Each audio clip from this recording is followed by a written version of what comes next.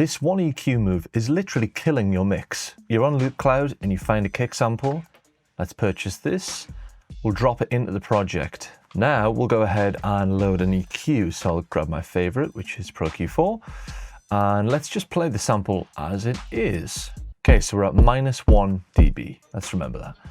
Now we're going to filter out some of the low end with a low cut because we're going to layer it with a different sub, and then we're going to have a mid and a top layer. That's how most people construct kicks, is we'll layer them together. So let's add in that low cut and just watch the meter here.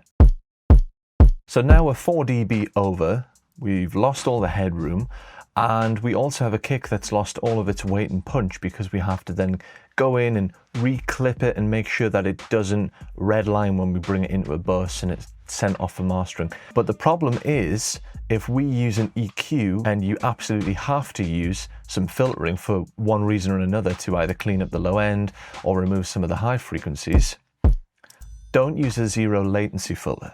Zero latency will introduce phase shifting, and this causes boosts and cuts across the signal of the, in this case, the kick sample. If we use a linear phase mode,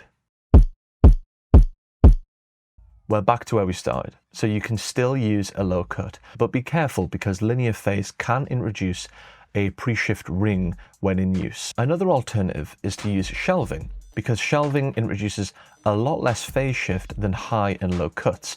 Now, it will still add some phase shift to the signal, but as we can see, 0.1 over the 0 dB threshold versus 4 dB over the 0 dB threshold when we used a low cut filter. The fear of an empty channel strip needs to be studied, because immediately I feel like my music won't be as good as someone who has a channel which has 10 plugins on it. But of course, this mentality is completely wrong, because the samples that we import into our project have always been processed and treated so that they sound the best they possibly can when you bring them into your project. So this sample here really needs no treatment. If this sample doesn't work in your project, go find another sample. So key takeaways: samples have already been processed. An empty channel is good. And finally, be careful when using filtering on samples.